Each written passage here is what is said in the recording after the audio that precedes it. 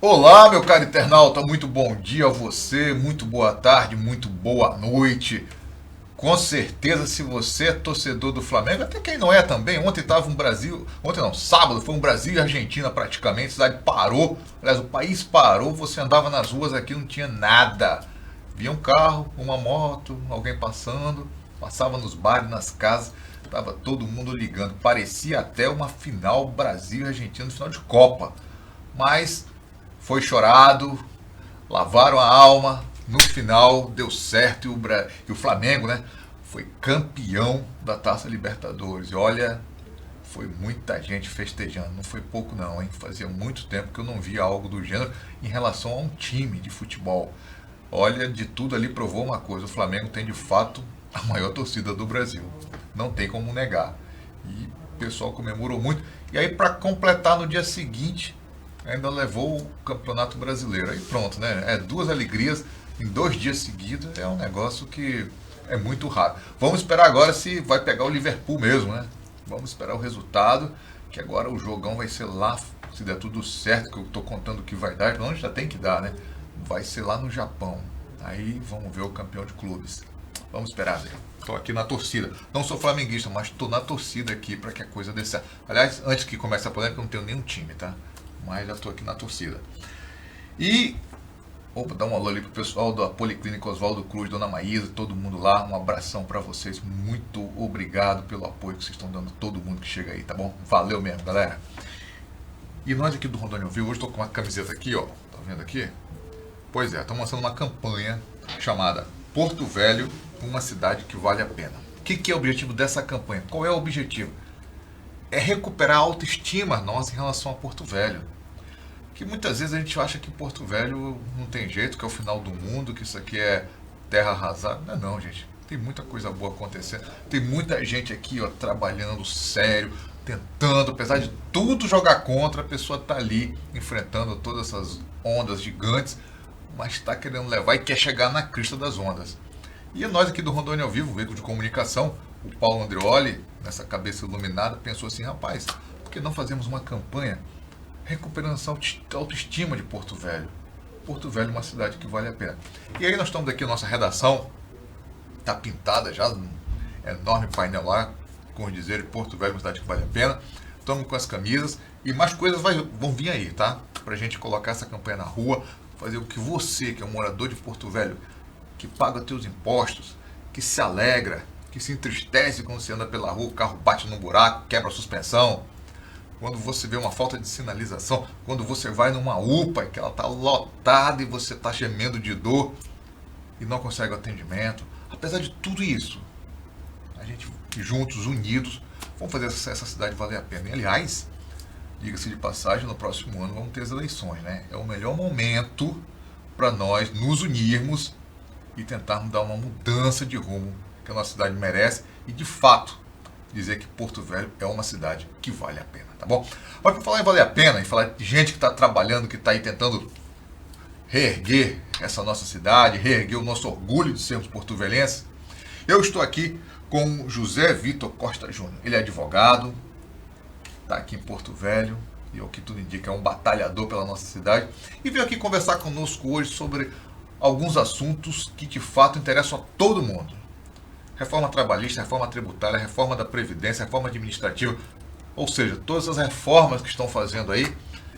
Eu quero entender um pouco o objetivo dessas reformas, quero que ele me mostre se vale a pena mesmo, quais são os pontos polêmicos, se elas não estão vindo de goela abaixo, não de cima para baixo, ou seja, do povo para o legislativo, ou o executivo está simplesmente jogando de goela abaixo, falando, ó, é isso que eu quero, vocês se virem.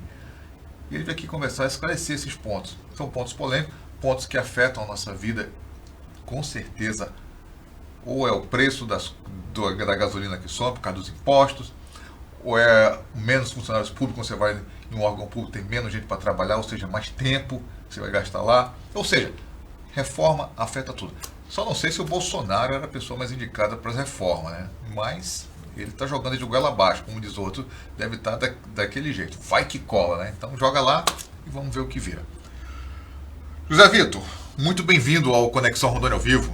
Obrigado, Ivan, pelo convite. Eu estou à disposição aqui para responder todas as suas perguntas aí dentro da medida do possível e, claro, contribuir com o debate. Com certeza, eu tenho certeza que você vai contribuir muito com esse nosso debate. Mas antes de nós entrarmos aqui nos assuntos, eu quero que você se apresente para o meu internauta. Quem é o José Vitor Costa Júnior? Bom, eu sou um advogado eminentemente empresarial. Já estou aqui há 11 anos no estado de Rondônia. Já virou rondoniense, né? Já, né? eu costumo dizer que daqui eu não saio e se me expulsarem eu volto escondido. Fica legal aqui, né? Tenho muito orgulho, eu amo muito essa terra aqui. Sou advogado empresarial, já milito há algum tempo, tenho atuação já no estado de Rondônia todo aqui. Hoje em dia tenho ocupado lá na Ordem dos Advogados do Brasil a função de diretor da Escola Superior de Advocacia. Já ocupei, fui conselheiro, fui presidente de comissões e hoje estou lá na direção da Escola Superior de Advocacia e milito na advocacia empresarial já há 11 anos. Mas você veio de onde? Eu sou oriundo de Cuiabá, mas eu sou paranaense. Paranaense, né? Rapaz, tu veio andando, hein? Pois é, a família veio para Cuiabá e eu fui criado em Cuiabá, me formei em Cuiabá, mas eu tinha um intento muito de ir para um lugar menor, né, considerando Cuiabá, e onde eu pudesse crescer profissionalmente no menor espaço possível. Mas eu não tinha mirado Rondônia, não. Tinha mirado o Acre. Queria passar por cima da e a gente parou aqui só parei aqui para abastecer o carro, para descansar, porque já tinha andado 1.500 quilômetros, né? E daqui não quis sair mais e vim bem na época das usinas de madeira, então acabei ficando por aqui mesmo. Que bom, que bom. Acho legal essas histórias de pessoas que falam que, olha, eu vim aqui para passar alguns dias a trabalho, outro eu vim de férias aqui conhecer, fiquei. Eu me apaixonei por essa terra e eu amo ela mesmo. Assim, hoje eu não tenho nem mais ambiente em Cuiabá. Eu vou para Cuiabá por conta da minha família, dos meus amigos, mas assim, aqui é minha casa, aqui é meu lar, aqui é onde eu quero morrer. Com certeza eu vou morrer aqui. Vai ser enterrado lá no alguns desses lugares aí, mas é aqui que eu vou criar meus filhos, essa é a minha terra. Que bom, fico muito feliz. Eu acho isso faz essa campanha da gente que nós estamos lançando aqui, Porto Velho, uma cidade que vale a pena, acho muito mais estimulante. Por quê? É uma cidade que vale a pena. A gente muitas vezes tem problemas, a gente tem que mostrar e tem que criticar, que é o papel nós aqui da imprensa procuramos fazer, porque eu digo sempre, a oposição, para quem está no comando, é chata. Mas para quem está dependendo do comando é ótima. Mas a crítica ela constrói. Constrói, claro, sem dúvida. Ela só não pode ser como alguns veículos, né, de comunicação, elas não podem ser destrutivas. As críticas elas têm que enaltecer e melhorar, fazer com que o gestor se movimente para trazer o melhor para a sociedade. Com certeza, concordo contigo. Mas vamos lá. José Vitor, a gente estava falando das reformas. Perfeito. Né? São várias reformas. Eu fico, rapaz, o país deveria estar muito doente, porque esse monte de reforma aí é um negócio de espantar. E eu não sei se o Bolsonaro, da forma como as coisas estão sendo feitas, era melhor, está sendo da melhor forma, a reforma. Na tua opinião, o país precisava de todas essas reformas? Eu acho que as reformas elas estão vindo para atender realmente um anseio da sociedade. Certo. Muito embora aqueles críticos em relação à reforma, por exemplo, da Previdência, que entende que não foi a mais adequada, eu entendo que assim, era necessário. Seja ela para atender ou não uma parcela da sociedade, mas ela precisava. Nós precisávamos estancar ali um problema grave de déficit da Previdência. E o maior problema desse déficit decorria de algumas aposentadorias que precisavam melhorar dentro do aspecto evolutivo da sociedade. O ser humano ele acabou evoluindo para ter uma longevidade maior do que tinha antigamente. Então, é preciso que a legislação ela também acompanhe essa evolução humana. Nós temos aumentado cada vez mais a expectativa de vida do ser humano. Do brasileiro não foi diferente. Então, era necessário algumas modificações para ajustar isso dentro do ponto de vista de evolução. O problema é que toda vez que a gente fala em reforma de previdência, a gente pensa na negatividade em relação à aposentadoria, a ceifar direitos, enfim, impossibilitar, colocar uma barreira para que o cidadão, aquele que contribuiu a vida inteira, trabalhou a vida inteira, foi produtivo, possa alcançar a sua tão sonhada aposentadoria, ou seja, o seu descanso. No Brasil hoje, muitas vezes o aposentado ele acaba voltando ao mercado de trabalho fatalmente, assim como acontece com meu pai. Meu pai a vida inteira foi um profissional, se aposentou, retornou ao mercado de trabalho e até hoje está com 69 anos de idade e está no mercado de trabalho até hoje. Não quer parar, né? Não parou, e eu acho que se parar também vai morrer. Mas assim, infelizmente a sociedade, o impacto da aposentadoria no Brasil, o dinheiro não aparece de graça, há um impacto financeiro. Então eu acho que o problema, você mencionou sobre o Bolsonaro seria a melhor pessoa para conduzir essas reformas? Eu acho que sim. Porque ele, primeiro, não do ponto de vista aqui, sem querer falar, sou Bolsonaro, não sou Bolsonaro, não é isso. Eu acho que ele é um presidente, na minha opinião, ele é um presidente de um mandato só. E atitudes tão impopulares como reformas tributárias, reformas previdenciárias, reformas trabalhistas, foi iniciado por um presidente impopular, que foi o Michel Temer. Tinha uma aprovação baixíssima e já começou o processo de reformas. Então ele aproveitou o impopularismo dele e começou a iniciar esse processo de reforma. E o Bolsonaro não é diferente. A diferença é que o Bolsonaro foi eleito com essa plataforma de fazer mudanças no Brasil, de fazer reformas. Então ele está sendo coerente com o plano político dele, o plano de governo dele. Com relação ao popularismo dele, eu acho que assim, quem o elegeu está sendo respondido, está tendo as respostas, claro que gradativamente, em relação àquilo que ele se comprometeu a fazer. E eu acho que no ambiente da sociedade é um momento crucial para que a gente tenha mudanças. Então, algumas situações que estão...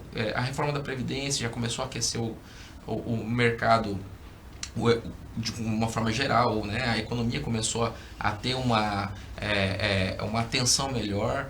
A reforma tributária também vem para melhorar também a forma de cálculo dos tributos, a forma de recolhimento desses tributos, evitar a sonegação fiscal.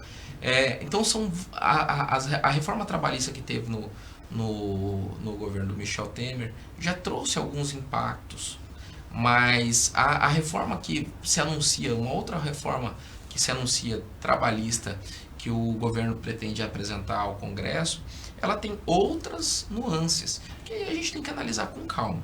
Mas, por exemplo, o pacote anticrime do Moro, ele vem também atendendo um anseio de uma parcela da sociedade que buscava ali algumas respostas com relação à prisão em segunda instância, aos crimes relativos à corrupção, à sonegação fiscal, a impunidade em crimes hediondos, que havia algumas reformas no Tribunal do Júri, enfim, o plea bargain, que trata-se de uma delação premiada. Então, assim, essas reformas que estão se apresentando à sociedade nada mais é do que uma pauta que foi discutida e foi apresentada dentro do processo eleitoral. Então, querendo ou não, vem para atender uma parcela da sociedade que clamou por isso e que o presidente Bolsonaro foi eleito com essa bandeira. Então, assim, bem ou mal, foi eleito, foi democraticamente eleito, o Congresso Nacional democraticamente eleito, então eles estão aí para apresentar e para trazer à sociedade uma discussão muito importante e que foi pauta do processo eleitoral. Agora, José Vitor, na tua opinião, não ficou... Eu pelo menos vejo isso, posso até estar errado, mas não faltou um debate maior com a sociedade? Por exemplo, a reforma trabalhista. Falaram que a reforma trabalhista iria criar mais emprego, no entanto não foi isso. A gente tem 13 milhões de desempregados. É muita gente sem emprego. Então, assim, eu vejo... E outra coisa, tirou muitas conquistas dos trabalhadores, foram tiradas. Fico na dúvida se isso foi... Segundo ponto, o governo tirou essas conquistas dos trabalhadores e a impressão que está dando é que para quem de fato tem dinheiro, para quem de fato, ficou tudo do jeito que está. Ou seja, é uma reforma, talvez também seriam necessárias, mas que favoreceram quem tem, quem vai sempre ter. Isso é que me deixa muito preocupado nesse momento. Você entende? Precisava sim. Agora, por exemplo, a reforma, você vai entrar nela também, da Previdência que passou e tal. Teve alguns setores que não foram tocados, ficaram mexidos. O pessoal do Exército está reclamando que os oficiais conseguiram aumento. Agora o pessoal de baixo, o chão de fábrica, o chão de quartel, não. Então isso é um ponto de vista que eu acho que deveria ser repensado. Se a sociedade tivesse tido muito mais voz para conversar, e a forma como essa reforma passaram, teve muita barganha do governo com os deputados, um toma lá da cá descaradamente, todo mundo viu. Então eu acho que, como dizem os advogados, contaminou o processo, né?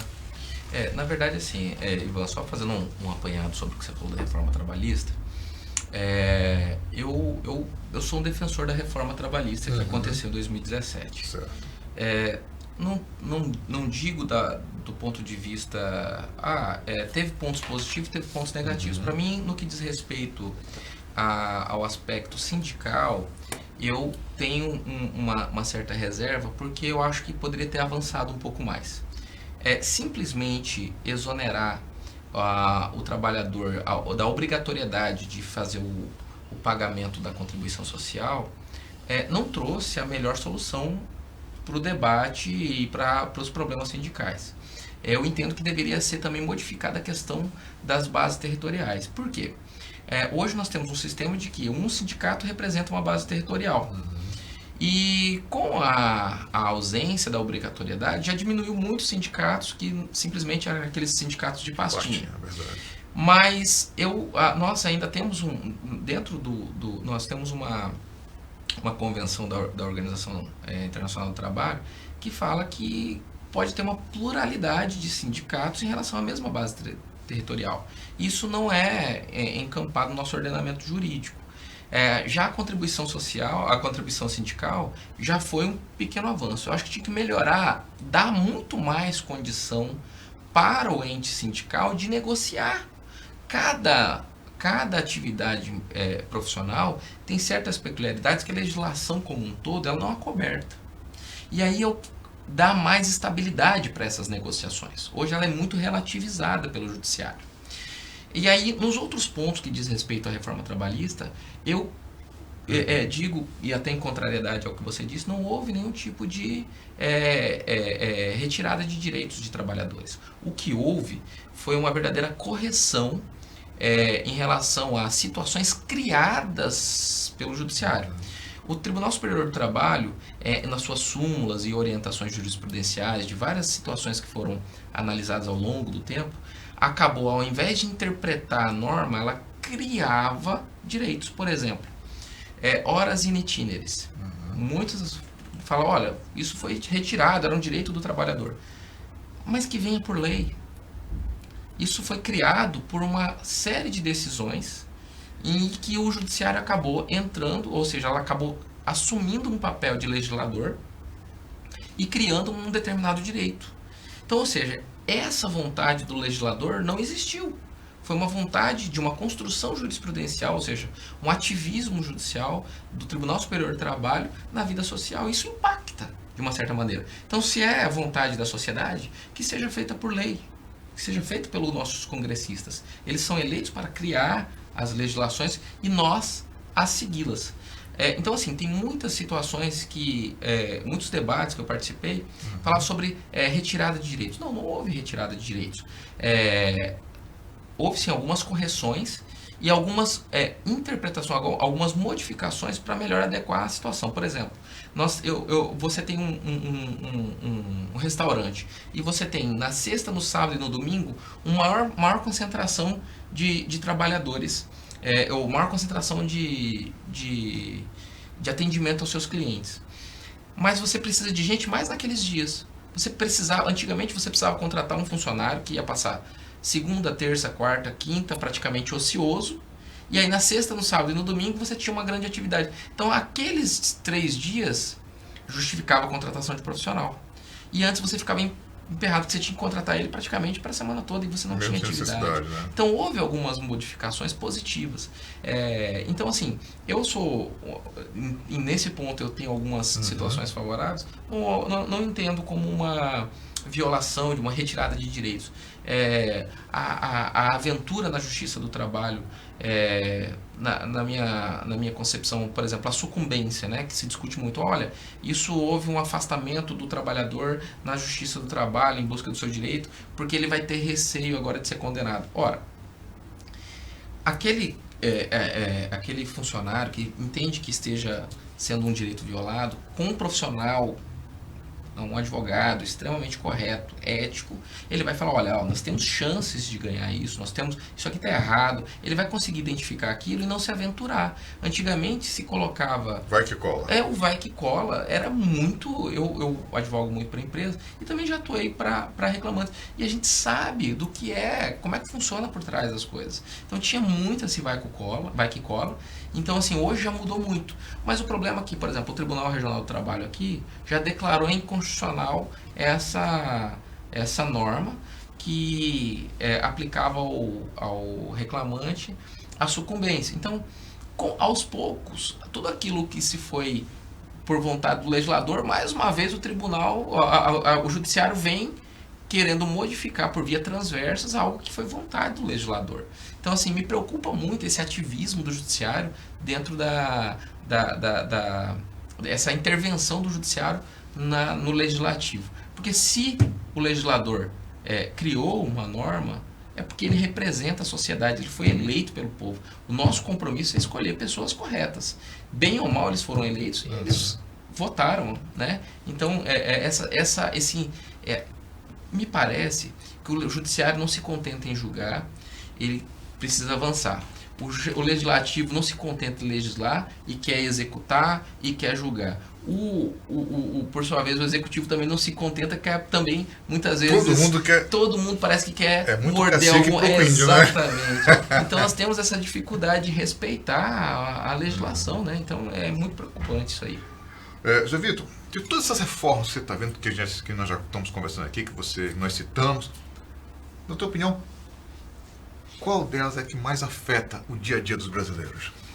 Com certeza, nesse primeiro momento, foi a reforma da Previdência, né? Ela vai impactar todos Sobrou para todo mundo? Na verdade, assim, ela veio para modificar uma regra social, né? E isso com certeza vai impactar toda a sociedade brasileira. Mas, ao mesmo tempo, como eu disse, ela era necessária. Nós tínhamos uma visão de Estado, tem que ter uma visão de Estado aqui, né, tão grande, porque isso aqui não é vontade só do governo, isso aqui é uma necessidade do Estado Federativo Brasileiro.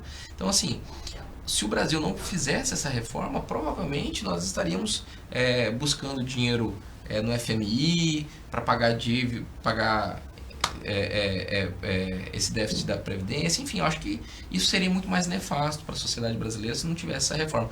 Porque primeiro que já atrai investimento externo, melhora a economia, faz com que a gente consiga observar os gastos públicos dentro de um controle maior. Eu acho que pode não ter sido a melhor reforma da Previdência, mas foi a que estava na mesa, e se ninguém conseguiu ter uma ideia melhor, é porque essa era menos nefasta para a sociedade, porque nós temos que entender que nós não temos unanimidade dentro do Congresso Nacional, né? E até em muitos pontos houve uma convergência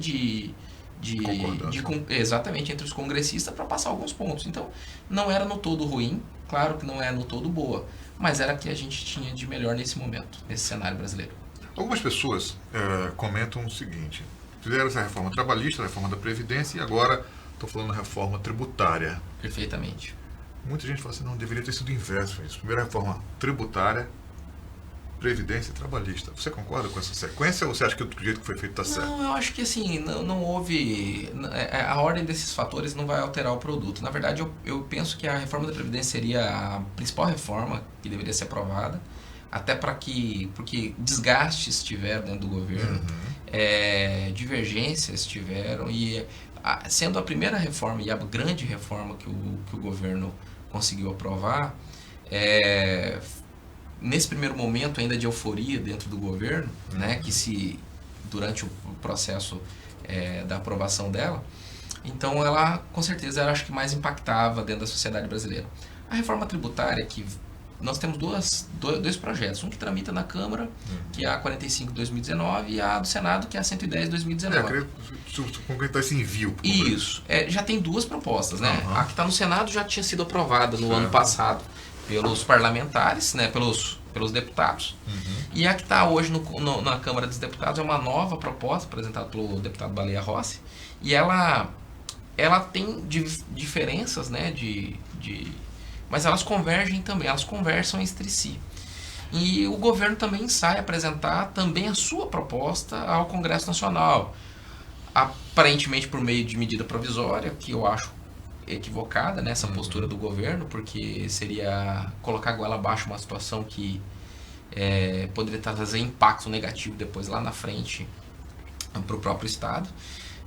E eu acho que as duas reformas que apresentam, né, esses dois projetos que se apresentam aí, eles conversam muito bem entre si. A diferença é, se você vai me perguntar, vai ter extinção de tributos? Bom, isso que eu queria saber. Muitos podem perguntar, então nós vamos ter uma redução da carga tributária? Nesse primeiro momento, não. A resposta é negativa. Por quê? Porque o Brasil hoje ele não pode fazer renúncia de receita. Nós temos um compromisso fiscal, e nesse compromisso fiscal não pode ter, nesse momento, uma renúncia de receita, porque com certeza vai impactar nos compromissos que foram feitos perante a sociedade, até mesmo para poder organizar as finanças do Estado. Então, a resposta é negativa. O que vai vir nesse primeiro momento? Vai vir primeiro uma unificação, a extinção de alguns tributos, mas aqueles percentuais de incidência vai ser feito num imposto só.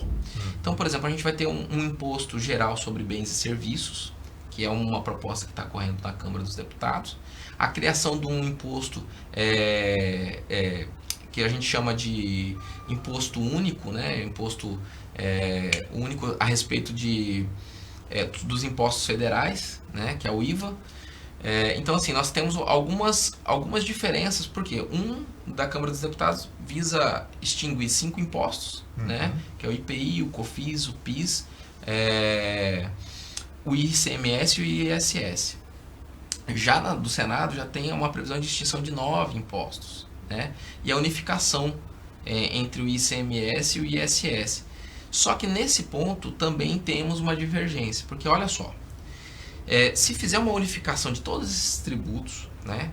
E aí é possível, na proposta vem, então assim, o percentual destinado ao governo federal, ele vai ser único. O percentual destinado aos estados é variável de acordo com o que cada estado vai definir como valor de percentual de ICMS. Assim como os municípios terão também a liberdade de definir os seus percentuais de ISS.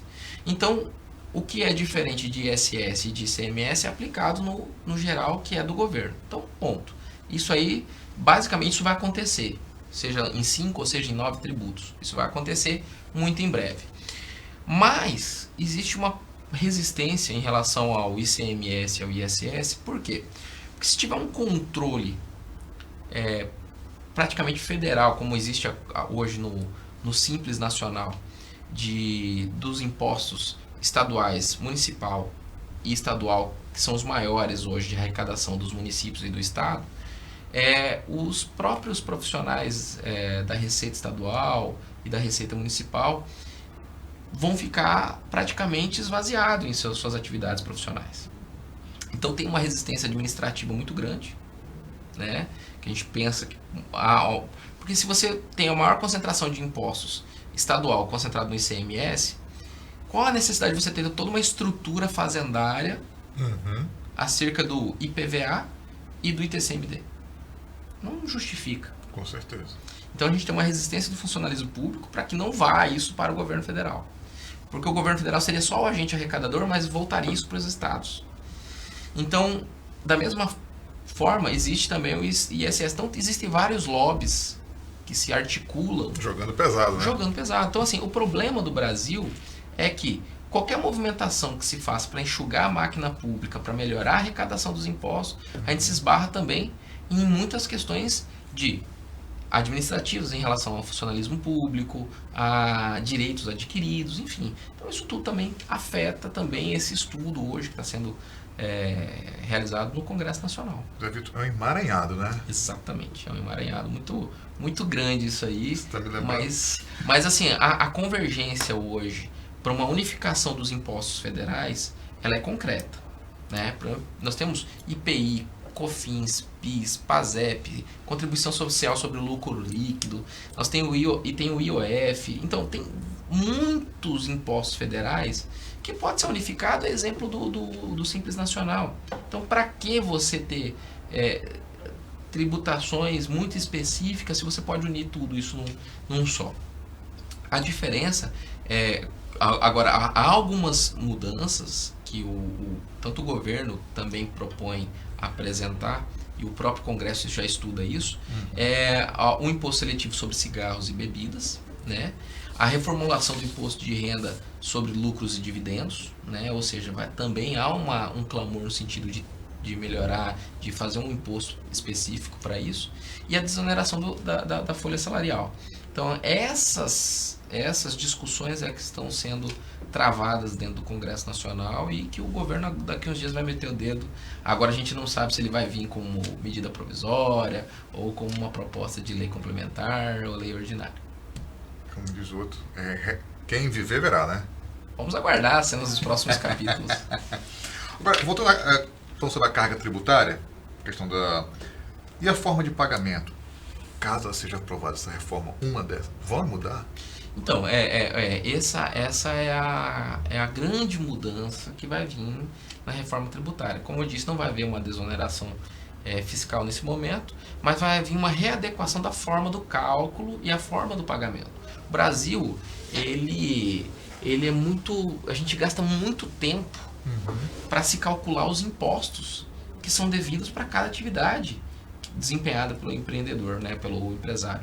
Então, assim, a ideia é tentar simplificar a fórmula desses cálculos e a forma de arrecadação desses pagamentos, desses tributos. Cada um tem uma guia diferente, cada um tem um código diferente. Então, a ideia é tentar simplificar e fazer com que isso também não gere, porque se você melhora a tua incidência, se você melhora a tua arrecadação, você diminui a sua negação, você facilita aquela pessoa a cumprir corretamente e, além do mais, você diminui também as divergências que existem no judiciário sobre a incidência ou não de determinado imposto. Então, quanto mais específico, quanto mais individualizado é o imposto, mais você dá abertura para você ter uma interpretação diferente de incidência ou não. Porque hoje o judiciário ele tem várias teses de excludentes de incidência de imposto sobre determinadas atividades. Isso acaba sendo o governo arrecada e depois ele tem que devolver isso. E acaba devolvendo com honorários advocatícios e tudo mais. E isso acaba inflando, né, cada vez mais a dívida em relação aos precatórios que são pagos aos credores, né, aos contribuintes. Então, isso tudo diminui também o interesse do mercado em querer investir no Brasil, porque quanto mais complexo, quanto mais burocrático, é menos atrativo. Então, assim, hoje para você abrir uma empresa no Brasil é demorado, para você fazer todo um mapeamento tributário, por exemplo, eu trabalho com isso no meu escritório e tem empresários que eu vejo assim que... Precisa de GPS. Não, se localizar, é muito imposto. Mas é porque assim, o brasileiro, por exemplo, a figura do contador no Brasil, ela é muito demonizada. Ela é muito, na verdade, ela é desprestigiada. O empresário no Brasil, ele quer andar de Ferrari, mas quer pagar o preço do Fusca. Ele não quer pagar o que o contador merece. E o maior sonegador de imposto não é o sonegador de imposto. Ele quer muitas vezes o empresário acha que está sonegando, porque eu estou no Simples Nacional. Mas muitas vezes ele já poderia estar no lucro real, pagando menos imposto. Mas é que ele acha que se ele entregar todas as informações pro fisco, ele vai ser fiscalizado. Ele já está sendo fiscalizado, seja no simples, seja no presumido, seja no real, ele está sendo fiscalizado.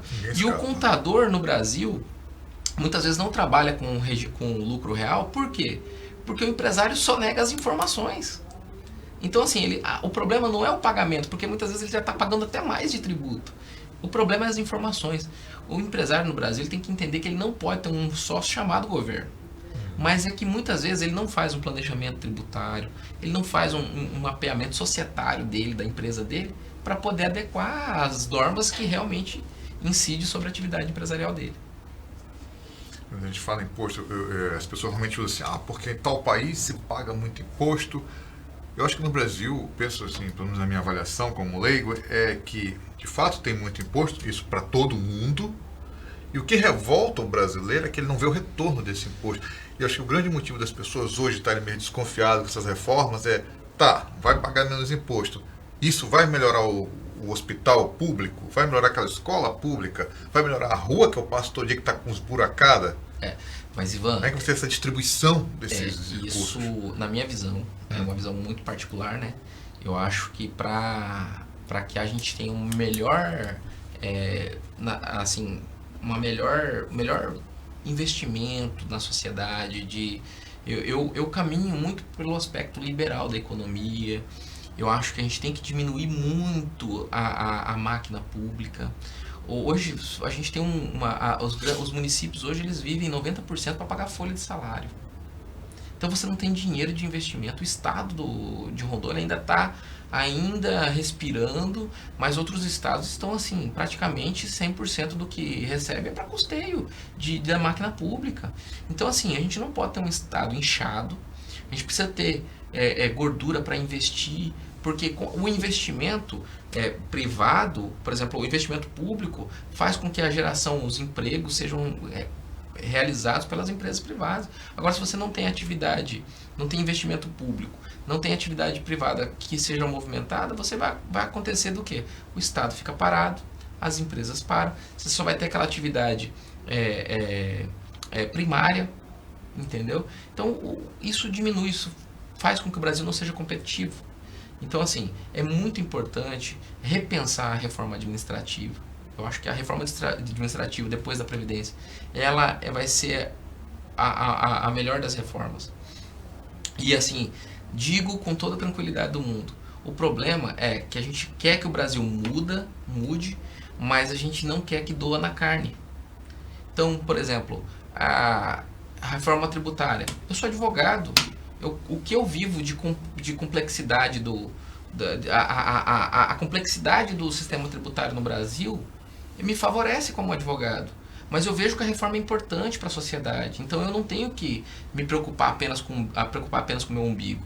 Então, assim, vai doer na minha carne? Vai. Eu vou perder uma grande parcela de clientes, eu vou até mudar o meu nicho, pode ser que eu mude até o meu nicho da minha advocacia, tenho que me reinventar como advogado, mas é bom para a sociedade. O problema, por exemplo, a reforma trabalhista. Eu advogo muito na área trabalhista também, no meu escritório. A reforma trabalhista diminuiu a quantidade de ações na Justiça do Trabalho? Diminuiu. Isso vai impactar a minha vida? Vai, mas eu sou favorável, porque vai melhorar a vida da sociedade. Então a gente tem que entender que as discussões, quando elas sejam propositivas para a sociedade, a gente não pode pensar no indivíduo. Então eu sou um grande defensor de uma mudança na administração pública, dessa reforma administrativa, para enxugar a máquina, trazer o Brasil a um aspecto muito mais competitivo.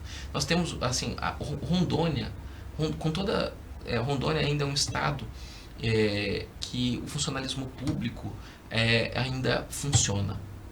Eu sou oriundo do Mato Grosso, e eu sou oriundo do funcionalismo público, eu trabalhei no Tribunal de Justiça lá.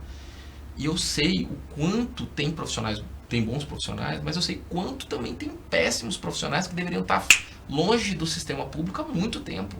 Então a gente tem uma dificuldade muito grande de implementar eficiência no funcionalismo público. A gente tem uma dificuldade muito grande em reestruturar tudo isso. Então, assim, é muito difícil a gente olhar para o nosso umbigo e falar, olha, sair da nossa zona de conforto. Então, assim, quando a gente pensa de forma... E não é pensar, eu sou altruísta. Não, eu acho que a gente tem que pensar de forma coletiva. Eu vivo em coletividade, eu vivo em sociedade. Então, quando a gente pensa que a reforma ela é propositiva para a sociedade, não interessa eu, interessa o nós. Você me lembra um ditado de um amigo meu, coitado, já até faleceu, que o pessoal quer os prós, mas não quer os contras, né? Como ele fala o seguinte, olha... A gente quer beber a garapa, mas não quer plantar cana. Aí é difícil, né? Eu faço a seguinte pergunta. Tudo bem, aqueles que são contrários, qual a solução que vocês trazem? Se vocês trazerem soluções que, colocadas à mesa, podem ser de forma exequível a longo prazo, ótimo, vamos discutir isso. O problema é que não se traz a negatividade. Muitos que são contra não trazem soluções. Fica só o contra, vazio. Contra. Então, assim, você me pergunta, eu sou favorável ao Bolsonaro? Não, para mim o Bolsonaro, ou seja, qualquer outro presidente, mas que implementar mudanças no Brasil que realmente possam impactar na vida da sociedade, para que faça com que o Brasil realmente cresça, volte a crescer, porque o Brasil está estagnado. Por exemplo, o crescimento econômico que a gente está tendo agora, esse aquecimento econômico, a redução, porque nós estávamos com 14 milhões de desempregados, hoje a gente está com 12 milhões. Então, na verdade, a gente tem que entender que nós estávamos numa crescente, nós tivemos uma recessão, então nós diminuímos. Então, assim, não é que o Brasil está crescendo 1 e pouco por cento, ou tem uma estimativa de crescer 2 e pouco por cento. Não, nós crescíamos a quase 4%, nós fomos a quase zero, então a gente está retomando aquilo que nós já estávamos. Nós estamos, nosso percentual, nós temos um percentual muito maior, mas é maior que 3%, maior que 4%. Quando a gente chegar de 3 a 4% aumentando a economia, é que a gente vai estar revendo realmente nosso potencial econômico. Porque a gente está chegando é onde a gente tinha parado. Então, assim, o que está acontecendo é uma retomada de posição, seja uma retomada das indústrias, daquilo que ela estava reprimido por conta da recessão. Então, assim, a gente está voltando a um aquecimento da nossa economia, que provavelmente vai chegar num ponto de equilíbrio ao que a gente estava antes, né? Então, vamos aguardar para saber, porque o Bolsonaro ainda, esse governo do Bolsonaro, ainda esse ano não é termômetro. Não. Né? A instabilidade política que está sendo causada no governo dele traz ainda certa insegurança, por mais que o euforismo que se existe em relação à economia, às reformas e tudo mais, a instabilidade política que está sendo causada no partido, dos filhos, enfim, até mesmo o próprio presidente que não para de falar, né? Fala até demais. Ele calado é um poeta. Né? Eu acredito que se ele ficasse um pouinho mais quieto, as coisas teriam andado muito melhor. Mas é o jeito dele, né? Ele foi eleito com essa forma, né? Então, ele não está sendo diferente daquilo que ele se colocou no processo eleitoral. Não dá nem para dizer que trocaram o gato por lebre. Não está sendo incoerente, isso é fato. Agora, você falou de umas reformas e tal, essa questão política. O ano que vem vai ser um ano eleitoral. Você não acha que, sendo um ano eleitoral, essas reformas que estiverem no Congresso vão dar uma freada? Me preocupa essas reformas em relação ao populismo, né? Por exemplo, a gente estava conversando sobre a prisão em segunda instância. Tudo que aconteceu nesse cenário em relação à primeira mudança no STF, essa segunda mudança no STF, a atual discussão que existe no Congresso Nacional, nada mais é do que uma influência da sociedade, um clamor social de uma parcela da sociedade de um lado, a de outro defendendo o seu peixe. Então, assim, isso tudo me preocupa. Isso me preocupa. Porque, por exemplo, como eu disse, como cidadão, eu tenho uma opinião. Eu quero que todo bandido seja preso. Eu quero que o corrupto, inclusive, tenha pena maior. Eu quero que os crimes do colarinho branco sejam realmente reprimidos. Crimes hediondos, enfim, integrantes de facção criminosa tenha regime diferenciado desde o início, quando constatado essa situação. Então, assim, são situações que são de clamor social, assim como cidadão, né? Mas como advogado, eu também tenho reservas, porque eu estou ali no dia a dia, eu conheço um pouco o sistema judiciário, eu conheço um pouco do sistema policial, conheço um pouco do sistema do Ministério Público, e assim, me preocupa essas modificações pelo clamor social. Primeiro que, na minha visão, o STF não errou agora. Ele errou lá atrás quando fez uma interpretação que é mais um ativismo do judiciário no legislativo, quando ele fez uma interpretação onde não cabia interpretação. Prisão com trânsito em julgado, ponto, e acabou. Havia uma construção doutrinária, inclusive até encampada pelo próprio ministro Gilmar Mendes nos seus livros, de que a prisão ela deveria se dar quando se encerrava as discussões de fato em segundo grau. E que as discussões levadas ao STJ e ao STF tinham natureza ou infraconstitucional ou constitucional, mas que não levava a cabo a rediscussão de fatos. Essa é uma interpretação doutrinária. Doutrina não se muda a lei. Né? Quem conhece teoria geral de processo, né, sabe muito bem que doutrina não muda a lei. Não derroga, não revoga, né? Então, assim, foi feita uma interpretação, ou seja, quem escreve também aplica. Então, foi nefasta essa decisão. Mas atendeu um clamor social. Eu, até janeiro desse ano, eu era um defensor da prisão em segundo grau, mas fazendo uma melhor reflexão, e eu fui estudar sobre o assunto, não é hoje o melhor sistema. E se for mudada pelo Congresso Nacional, por meio de uma PEC ou por meio de por meio de lei, uma alteração do Código de Processo Penal, eu vou respeitar, porque é a vontade do legislador. Claro. É a vontade do povo, é o povo representado pelos seus congressistas. Mas o que eu não concordo é a interpretação do STF. O STF errou lá atrás, e ao mudar nesse momento, ele mostrou a total insegurança jurídica que está instalada no Estado Federativo do Brasil. Então, assim, me parece, em alguns momentos, que aquela interpretação atendia um anseio da população ou atendia um anseio de um grupo político. Essa decisão de agora atende uma parcela da população ou atende um grupo político? Então, assim, essa insegurança instalada no Estado Federativo do Brasil é muito ruim. O que eu gosto de falar é, se o legislador mudou, é porque ele teve a vontade de mudar e ele representa o povo, é o povo falando. Então, se for mudado pelo Congresso Nacional, eu acato, eu sou advogado, eu vou respeitar as leis. O que eu não concordo é essa intervenção, essa intromissão do STF no legislativo, muitas vezes praticamente dando rumos, contornos para a política no Brasil. E quando você faz isso, você praticamente retira do processo eleitoral muitas pessoas. A gente estava falando sobre operações midiáticas, essa intervenção de... Assassino de reputações. Assassino de reputações. O ministro Toffoli falou assim, esse assassinato de reputações. E é muito verdade isso. É verdade do ponto de vista, quando você assassina reputações, pessoas... Agora vi recentemente o prefeito de Ouro Preto, o Testoni.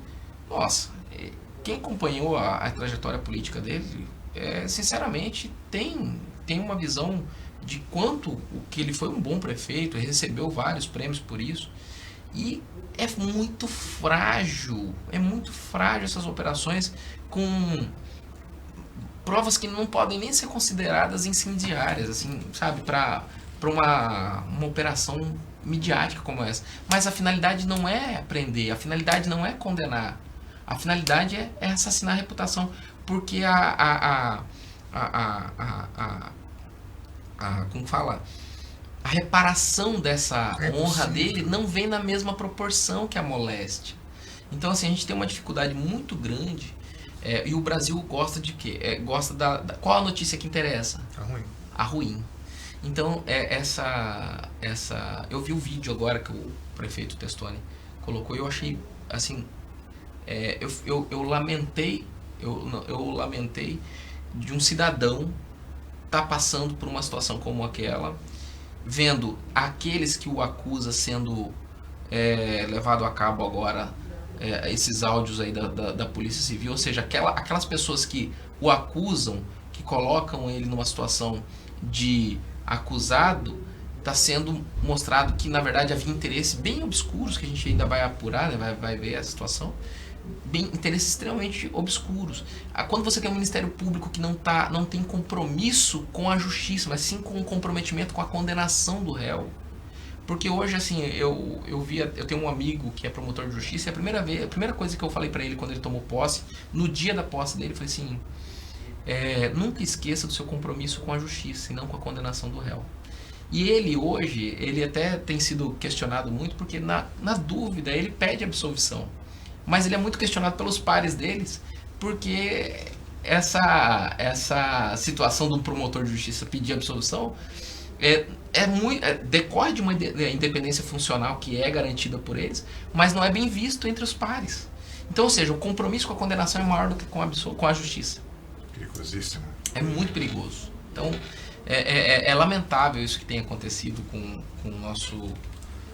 o Brasil, esses contornos todos. Mas assim, a gente não pode assassinar a reputação, a gente precisa ter um respeito muito maior pelas leis.